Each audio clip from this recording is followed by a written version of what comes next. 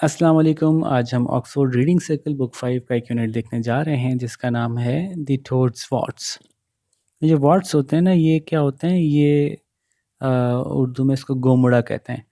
जैसे किसी के सर पे चोट लग जाती है तो उसके सर पे एक मोटा सा भरा हुआ निशान आ जाता है ना, तो वो वॉट्स कहलाता है। लेकिन अगर आप देखें कभी टोड को, जो बड़े साइज का मेंढक होता है, उसको देखें तो उसकी स्किन भी जो है ना ऐसी, उसकी स्किन पे भी ऐसे मोटे मोटे ददौड़े से होते हैं। तो ऐसा लगता है कि उन दौड़ों की कहानी है कि वो क्यों होते हैं या कैसे होते हैं। तो देखते हैं कहानी में क्या होता है। तो a long time ago, a man named Chem Chong Saipa was standing on the bank of the great Irrawaddy River। तो नाम थोड़े से मुश्किल मुश्किल से रखे हुए इन्होंने, चेम चोंग साइपा और इरावदी रिवर। काफ़ी पुराने ज़माने की बात है कि एक आदमी जिसका नाम चेंग चोंग साइपा था, वो खड़ा था एक दरिया के किनारे। एक जो बहुत बड़ा सा दरिया है जिसका नाम है Irrawaddy river. Minding his own business, वो अपने काम से काम रख रहा था। एंड शार्पनिंग हिज वेपन्स, और अपने जो हथियार थे उनको थोड़ा तेज कर रहा था, उनको धार लगा रहा था। A prawn, irritated by his stomping around, bit him in the leg. एक झींगे ने, ये देखें झींगा बना हुआ है, एक झींगे ने जो कि उसकी इस स्टॉम्पिंग अराउंड, ये ऊपर नीचे जो पाँव मार रहा था इधर उधर साहिल पे खड़ा या उसके दरिया के किनारे खड़ा, तो उसकी इस हरकत की वजह से उसको इरिटेशन हुई, उसको अच्छा नहीं लगा, उसको उलझन होना शुरू हो गई। तो उसकी वजह से उसने उसको टांग पे काट लिया। स्टॉम्पिंग अराउंड, इधर उधर उछल कूद कर रहा था, ज़मीन पे पाँव रख मारने को स्टॉम्पिंग कहते हैं। तो उस झींगे को ने जो है वो इनको टांग पे काट लिया। ठीक है, अब क्या हुआ? Cheng Chong Saipa Cheng Chong Saipa yelped and leaped up in the air। Cheng Chong Saipa जो है वो उसने चीख मारी और हवा में उछला। He could not see the prawn, वो देख नहीं पाया प्रॉन को, वो जो झींगा था उसको। एंड इन हिज पेन, और उस तकलीफ में, ही स्टैगर्ड टूवर्ड्स अ ट्री, वो लड़खड़ाता हुआ एक दरख्त के करीब पहुंचा। And swung his knife around, और अपना चाकू इधर उधर उसने चलाना शुरू किया। मतलब वो ये समझा पता नहीं क्या चीज़ आ गई है जिससे मुझे काटा है, तो वो बेध्यानी में लड़खड़ाता हुआ आगे गया। सामने एक दरख्त था, उसके सामने वो अपना चाकू जो तेज कर रहा था उसको उसने लहराया। The sharp weapon stuck the trunk of a tree and cut it. तो जो तेज धार उसका हथियार था वो लगा जाके एक दरख्त के तने पे, और उसको उसने काटा, मतलब उसमें हल्का सा कट लगा दरख्त के तने को। The tree was startled and annoyed. दरख्त जो है वो अचानक से हैरान रह गया, ये क्या हुआ मेरे साथ, और फिर उसको गुस्सा भी आना शुरू हो गया। Plop, it immediately dropped a fruit on. Plop की आवाज के साथ उसने फौरन ही एक फल गिराया, किस पर? देखते हैं जी। ऑन टू द मैन, उस आदमी के ऊपर। But Cheng Chong Saipa was still leaping around from one foot to the other. लेकिन वो चेंग चोंग साइपा जो था वो अभी भी उछल रहा था इधर से उधर अपनी एक पाँव पर। One foot to the other, कभी एक पाँव पर उछलता कभी दूसरे पर। द फ्रूट मिस्ड हिम, तो जो फल उसने गिराया था दरख्त ने इसको मारने के लिए, वो फल मिस हो गया, यानी उसको नहीं लगा। And hit a cock walking by, और वहां से गुजरते हुए एक मुर्गे को जाके लगा। The confused cock was not pleased at all. अब वो जो एक परेशान मुर्गा था वो परेशान हो गया है कि ये क्या हो गया भाई मेरे साथ। Was not please at all, वो बिल्कुल भी खुश नहीं था। It looked at the tree and noted it size, उसने देखा दरख्त को और फिर दरख्त का साइज देखा कि ये तो काफ़ी बड़ा है। It was afraid to attack this great tree, तो उसको खौफ आ रहा था कि इतने बड़े दरख्त पे हमला कैसे करूं मैं। So instead it scratched at a nest of ants who were busy with their work.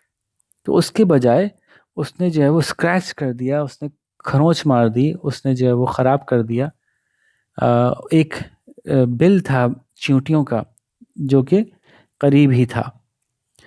तो वो उन चींटियों का बिल ख़राब कर दिया, उस पर खरोंचें मार दी जो कि अपने काम में मसरूफ़ थी।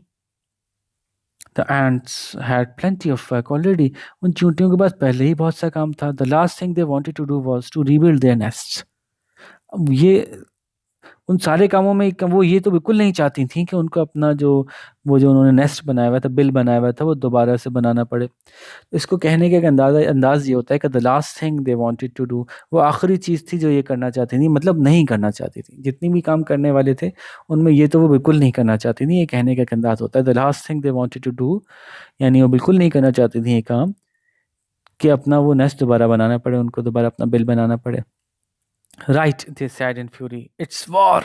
ठीक है, फिर उन्होंने कहा गुस्से में कि अब तो जंग छिड़ गई है हमारी। गुस्से में कहा कि अब तो हमारी जंग छिड़ गई है। And they attacked a passing snake. अब उनको ये समझ में तो आया नहीं कि किसने किया था। तो जो करीब से एक सांप गुजर रहा था, उन्होंने उसके ऊपर हमला कर दिया। And bit it all over, उसको चारों ऊपर से इधर से उधर से जो उसको काटना शुरू कर दिया या काट लिया। The snake wriggled even faster and shot straight into the forest nearby and bit a bear. अब सांप ने ना और तेजी से, रिगलिंग कहते हैं जमीन पे ऐसे मचल मचल के चलने को ना, लेफ्ट राइट जैसे सांप चलता है गोल गोल होके। तो उसने और तेजी से अपने आप को जमीन पे रगड़ना और मचलना शुरू किया ताकि छूटे जान छूटे। और सीधा जो है वो करीब ही जंगल के अंदर घुसा और वहां घुस के एक भालू को काट लिया, एक रीछ को काट लिया। What on earth did you do that for? तुमने आखिर ऐसा किया क्यों मेरे साथ? Grunted the enraged bear. तो वो गुस्से में जो भालू था, वो ग्रंट कहते हैं जो तकलीफ में कोई आवाज निकाले ना, ओह ऐसे करके, तो इस अंदाज से उसने आवाज निकालते हुए कहा कि तुमने मुझे क्यों आखिर आखिर काटा, क्यों क्यों किया तुमने मेरे साथ? वॉट ऑन अर्थ का मतलब होता है जब आप बहुत ज्यादा सरप्राइज होते हैं ना किसी चीज के बारे में, और आप कहते हैं समझ में बिल्कुल आई नहीं है बात, तो आप कहते हैं वॉट ऑन अर्थ या वाई ऑन अर्थ, इस तरह के सवाल करते हैं। जैसे कि कोई बच्चा जो है वो बिला वजह अपनी कॉपी फाड़ देता है, आप कहते हैं why on earth did you do that, कि मतलब क्यों किया, समझ में ही नहीं आ रही कोई बात। तो बेयर ने उससे पूछा तुमने आखिर ऐसा क्यों किया मेरे साथ? Because you were there, said the snake, and it hurtled off to find some medicinal plants to ease the pain. तो सामने का, मैंने तुम्हें लिए काट लिया, तुम मेरे सामने उस वक्त तुम ही खड़े थे। तो उसके बाद वो तेजी से निकल गया कुछ ऐसे दरख्त ढूंढने जो कि मेडिसिन के तौर पे इस्तेमाल किए जा सकें, दवा के तौर पे इस्तेमाल किए जा सकें, ऐसे पौधे देखने ताकि उसका दर्द कुछ कम हो सके। तो सांप तो निकल गया। The bear hurried off in the other direction, और वो जो बेयर था, जो भालू था, वो दूसरी तरफ भाग निकला। And took out it's fury on a young plantain tree, और उसने जो अपना गुस्सा निकाला ना, वो निकाला एक बिल्कुल प्लांटेन ट्री पे, जो है वो अपना गुस्सा निकाल दिया। प्लांटेन ट्री जो होता है वो केले के दरख्त जैसा होता है, और लेकिन केले का दरख्त नहीं होता, मतलब देखने में केले जैसा होता है, छोटे कद का होता है। तो एक छोटा सा केले जैसा दरख्त था, केले के दरख्त जैसा एक दरख्त था प्लांटेन ट्री, उस पे जो उसने अपना गुस्सा उतार दिया। टुक आउट इट्स फ्यूरी, अपना गुस्सा उतार दिया। The bear lowered its head and dug furiously till the poor plant collapsed. तो भालू ने अपना मुंह नीचे किया और नीचे की तरफ किया और बहुत ही गुस्से से खुदाई शुरू कर दी, खोदना शुरू कर दिया, यहाँ तक कि वो जो बेचारा पौधा था वो कोलैप्स कर गया, नीचे गिर पड़ा। मतलब उसकी छोटा दरख्त पहले ही छोटा था, वो पौधा पहले ही छोटा था, यंग था, और उसकी जड़ों में उसने खोदना शुरू कर दिया, तो उस खुदाई की वजह से मिट्टी हटी और पौधा गिर गया। गुस्से में उसने अपना गुस्सा उस पर उतार लिया। A bat living high up in the tree just managed to get away before the tree hit the ground. उस दरख्त के ऊपर की शाखों में कहीं एक चमगादड़ रहती थी, जिसने जो बड़ी मुश्किल से उस वक्त अपने आप को बचा पाई जबकि दरख्त नीचे जमीन पे आके गिरा। तो गिर मरते मरते बची, यूं समझे, ठीक है। Just manage to get away, बिल्कुल बहुत ही बाल बाल बच गई। इससे पहले कि दरख्त जमीन पे गिरता, उसने अपने आप को बड़ी मुश्किल से बचाया। It was not use to flying around in broad daylight, उसको आदत नहीं थी कि पूरा दिन चढ़ा हो और वो इधर उधर उड़ती फिरे, क्योंकि चमगादड़ें जो हैं आमतौर पर रात को निकलती हैं। And it blundered about until it flew straight into an elephant's ear, और वो इधर उधर बिल्कुल बेध्यानी में उड़ती उड़ाती रही, यहाँ तक कि सीधी जाके वो एक हाथी के कान में घुस गई। Where am I? thought the bat. It's dark and hairy in here. मैं कहाँ हूँ? चमगादड़ ने सोचा। यहाँ तो अंधेरा भी है और कुछ बाल बाल से भी हैं। The bat bit the elephant. उस चमगादड़ ने हाथी को काट लिया। And the elephant trumpeted with pain and reared up in the air on its hind legs. तो उसने चमगादड़ को काट लिया और हाथी जो था वो दर्द से जो है ना चिल्लाने लगा। अपनी सूंड से जो हाथी आवाज निकालते हैं ना, तो उसको ट्रम्पेट कहना करना कहते हैं। तो अपनी सूंड से उसने खूब जोर जोर की आवाज़ें निकाली, "पैं, पैं" करके आवाज़ निकालते ना आती। और फिर अपनी पिछली दोनों टांगों पे खड़ा हो गया। चार टांगों वाले जानवर जब अपनी पिछली दो टांगों पे खड़े होते हैं तो उसको हम कहते हैं रेयरिंग अप। ठीक है। It came crashing down again, फिर वापस बड़े जोर से अपने अगले वाले पाँवों से नीचे आके नीचे आया। तो नीचे क्रैशिंग इसलिए कह रहे हैं क्योंकि जब हाथी दो पाँव पे खड़े होकर धम करके नीचे आएगा तो उसकी आवाज़ कैसी निकलेगी, तो इसलिए लफ्ज़ क्रैशिंग इस्तेमाल हुआ। जैसे कि अगर कोई चीज़ नीचे होती तो वो टूट जाती, तबाह हो जाती, कुचल जाती। और देखें हुआ क्या, and kicked over a large stone motor, और वो कहीं एक बड़ा सा वहीं करीब में एक बड़ा सा पत्थर का मोटर पड़ा हुआ था, एक समझ लें एक बाउल नुमा सा, एक प्याला नुमा सा पड़ा हुआ था पत्थर का बड़ा सा। तो उसको उसने उलट दिया, ऐसे पाँव पड़ा के वो उलट गया। Motion roll down a slope, अब वो उल्टा क्या कि वो चूंकि गोलाई में था तो वो गोल गोल होके नीचे लुढ़कना शुरू हो गया। Motor roll down a slope, जहाँ नीचे ढलान थी उसके ऊपर वो मोटर लुढ़कना शुरू हो गया, वो प्याला नुमा सी चीज पत्थर का था। और जाके crash right into the house of a little old lady, और सीधा जाके वो जाके टकराया एक छोटे से कद की बूढ़ी औरत के घर में। It made a huge hole in the side of the house, और उसकी वजह से एक बहुत बड़ा सा सुराख हो गया उनके घर की साइड में, घर की एक तरफ को। The old lady may have been very little, वो बूढ़ी औरत होंगी ज़रूर कद में छोटी सी, and she may have been very old, और वो काफ़ी बूढ़ी भी होंगी, but she was also very fierce, लेकिन वो थी बड़े गुस्से वाली। You stupid motor, she shouted, just look what you have done, pay me, you will have to pay me to rebuild my house. ओ बेवकूफ, वो प्याले, या मोटर, मोटर ही बोलने ज्यादा अच्छा है, तुमने जो है वो चिल्लाई, देखो तुमने क्या किया मेरे मेरे घर के साथ, अब पैसे दो, मुझे पैसे दो, तुमको पैसे देने पड़ेंगे ताकि मैं अपना घर सही कर सकूं, दोबारा बना सकूं।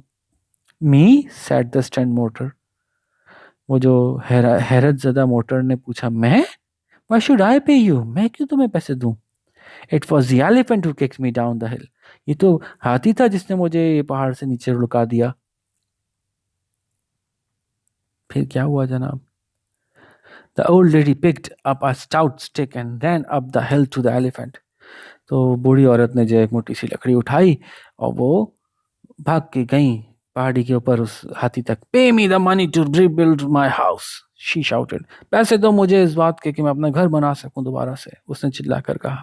मी, spluttered the elephant, you should ask that bat over there, he bit मी।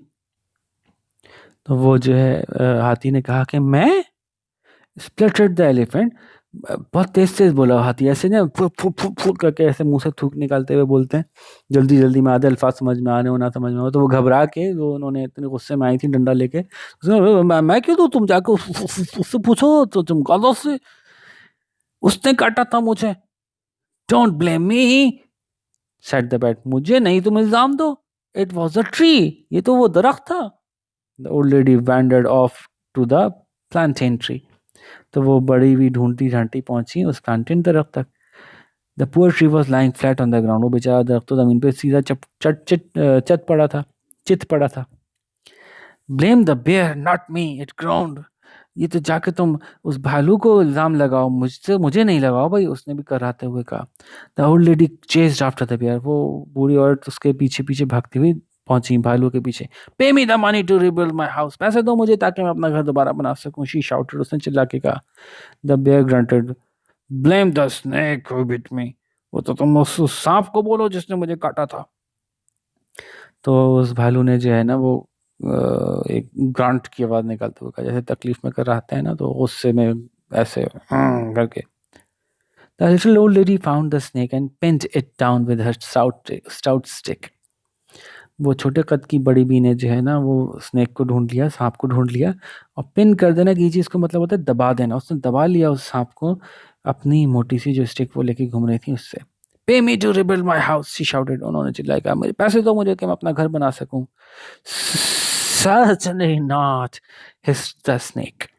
सांप ने जो है ना वो फिनकारते हुए कहा, बिल्कुल भी नहीं। Some ants stung me, so ask them. अब सांप चूंकि फिनका फिनका के बोलता है तो उन्होंने सारे एस जो है ना लंबे लंबे कर दिए। तो मैं बिल्कुल भी मैं नहीं दूंगा, बल्कि कुछ चूंटियों ने मुझे काटा था, तो उनसे जाके मांगो।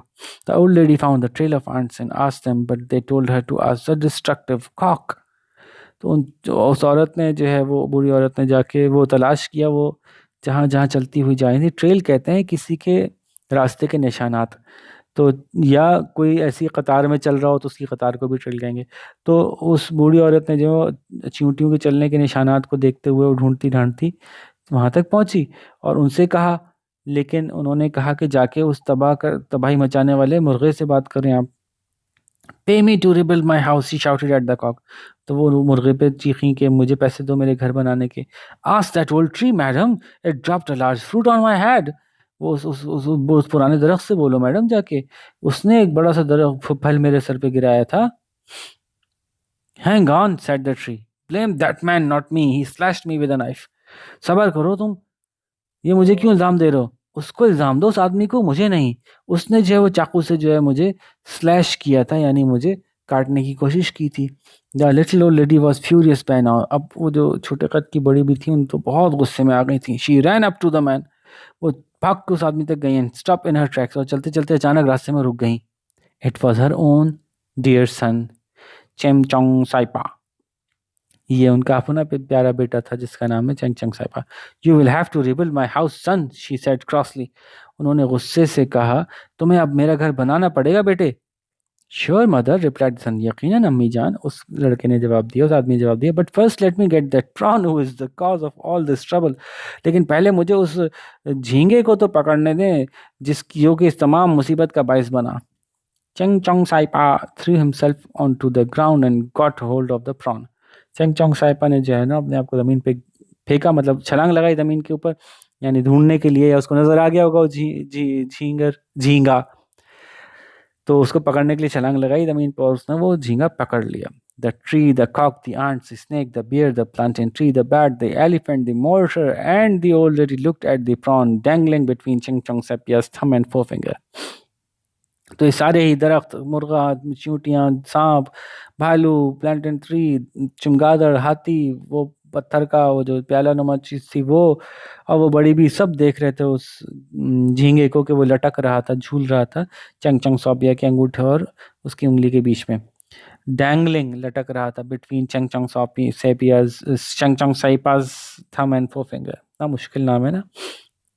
तो उसके अंगूठे और उसकी उंगली के बीच में लटक रहा था, उसने पकड़ लिया उसको। यू डिजर्व टू डाई, तुम्हें तो मर जाना चाहिए, said they said in chorus, सबने मिलकर कहा। Do you wish to die in cold और हॉट वाटर, तुम ठंडे पानी में मरना चाहते हो या गर्म पानी में? In cold, said the prawn as he wriggled free and slipped down into the river.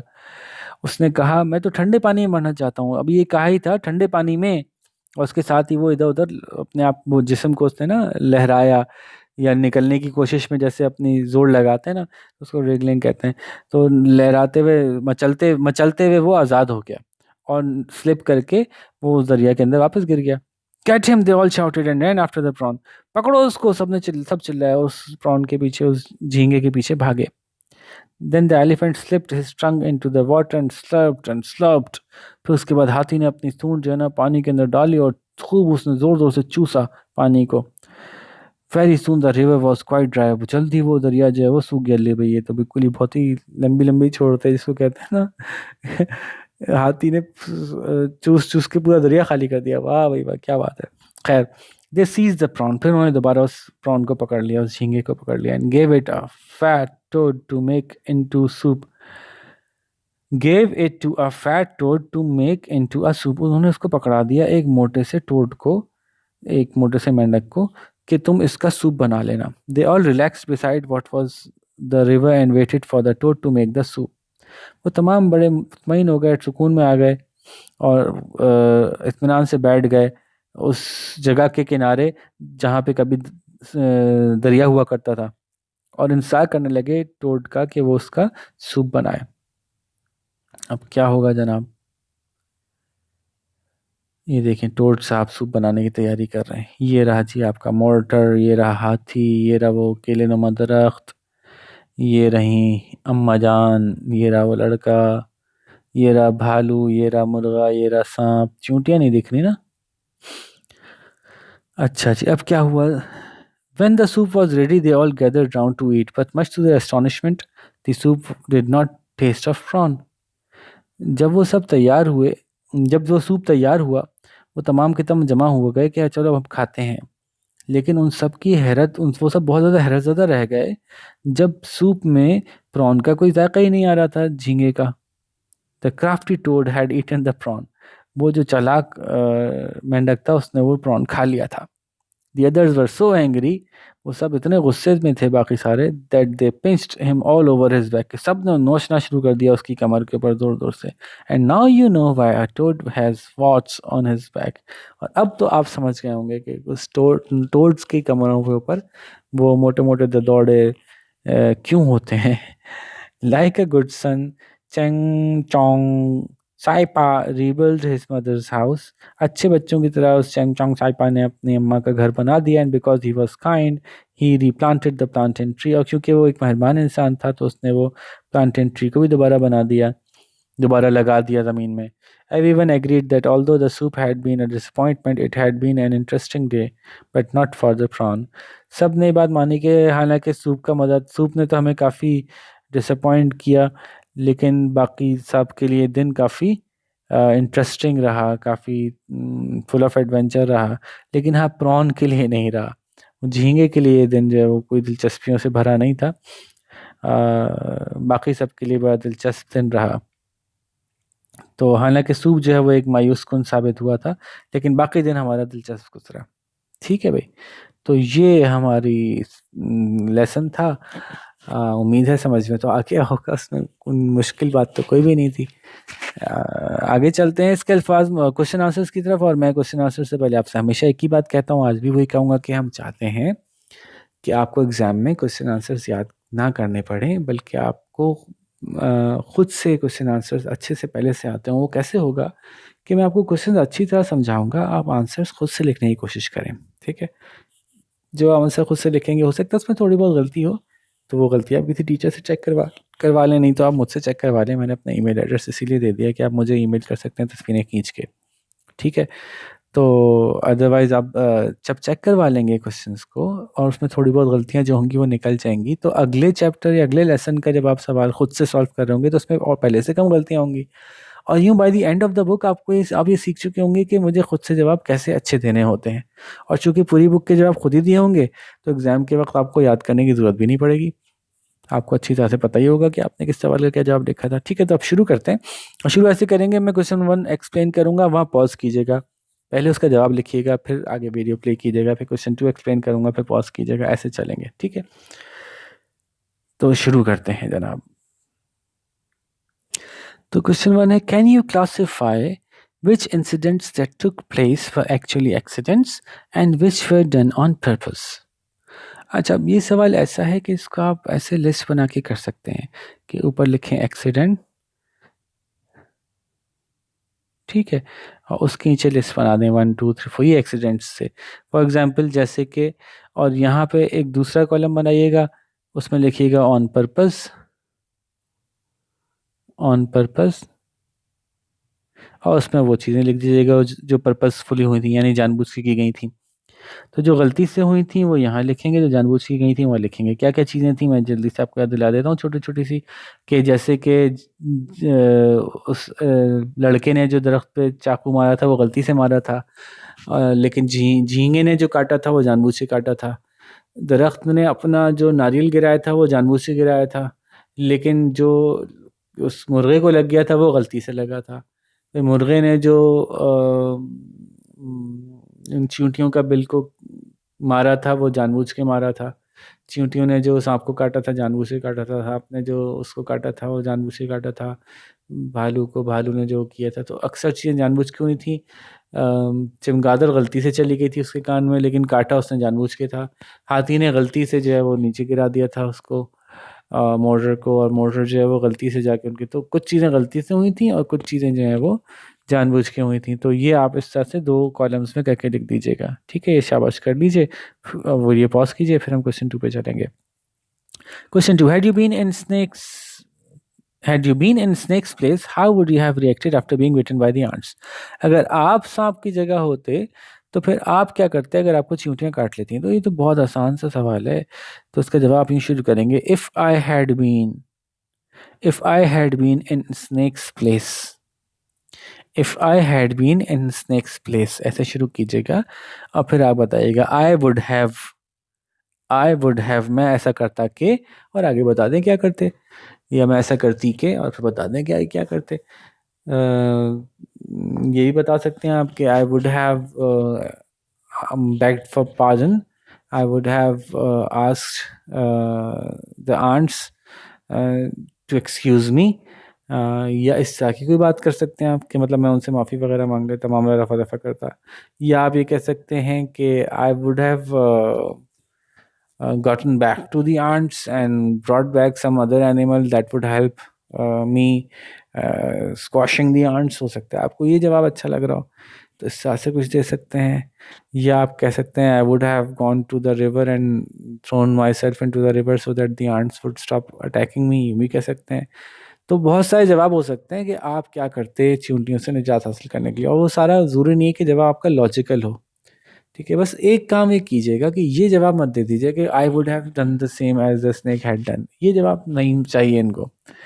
कहना चाह रहे हैं कि आप अपनी इमेजिनेशन यूज़ करें, चाहे वो कितनी भी वाइल्ड इमेजिनेशन हो, लेकिन आपका अपना जवाब होना चाहिए। ठीक है, तो लिखिए जवाब, उसके बाद हम अगले सवाल पे चलते हैं। वीडियो पॉज करें। Question number 3, of all the animals that got hurt, which in your opinion was affected the most, give evidence of from the text.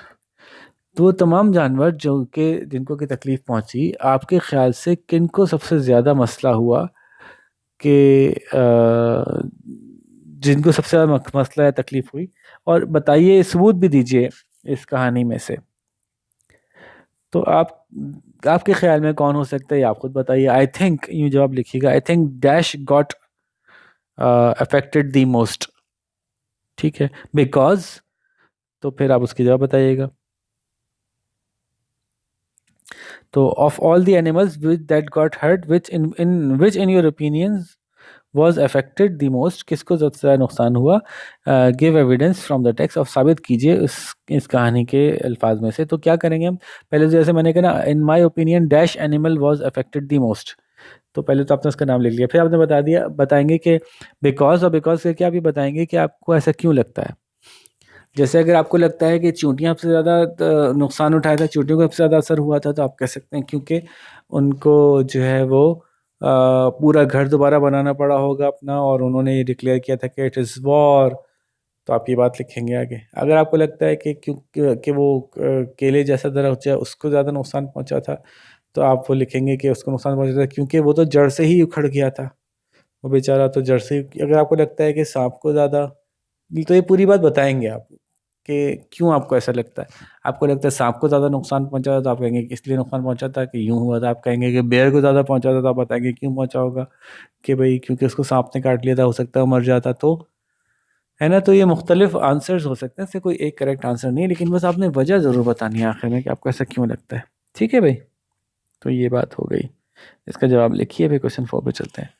Do you think the victims did the right thing by hurting others as revenge for their distress, why और why not. क्या आपको लगता है कि जो जिनके साथ जुल्म हुआ वो विक्टिम कहलाते हैं ना, जिनके साथ जुल्म हुआ, इनको तकलीफ पहुंची, उन्होंने दूसरों के ऊपर अपना बदला उतार के, अपना गुस्सा उतार के सही किया, क्यों और क्यों नहीं। तो जाहिर है सभी यही जवाब देंगे कि I don't think that the victims did the right thing by hurting others as revenge for their distress. पहले तो ये लिख लें, है ना, ये सही बात यही बनती है ना कि आई डोंट थिंक, मुझे नहीं लगता कि ऐसा करना सही था। I don't think the victims did the right thing by hurting others as revenge for their distress because, और फिर बिकॉज का क्या बताएंगे कि कैसा क्यों लगता है आपको। क्योंकि अपनी तकलीफ़ का बदला किसी दूसरे से, ख़ास तौर पे ऐसा जो कि जिसने कि वो गलत काम किया ही ना हो, उससे लेना एक अच्छी बात नहीं है, बहुत बुरी बात है। इससे तो माशरे में और तकलीफ़ फैलती चली जाएगी, है ना। अब देखते हैं ये बात आप कैसे समझा सकते हैं। लेट्स सी, मैंने आपको वैसे तो समझा दिया, अब इसको इंग्लिश में कन्वर्ट करना है। लेट्स सी आप कैसे कन्वर्ट करते हैं। पॉज करके बनाइए, फिर क्वेश्चन 5 पे चलते हैं। Question number 5, apart from this story, think of another possible stories think of other possible stories of how the toad got warts on its back।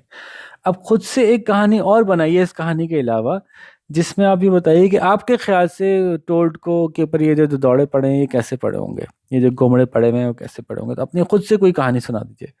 तो अब ये तो बिल्कुल ही इंटरेस्टिंग सी कहानी है। Once upon a time the toad was going somewhere and he fell from a mountain and keep falling until he had warts on his on all of his back or something like that। आप ऐसे बना सकते हैं।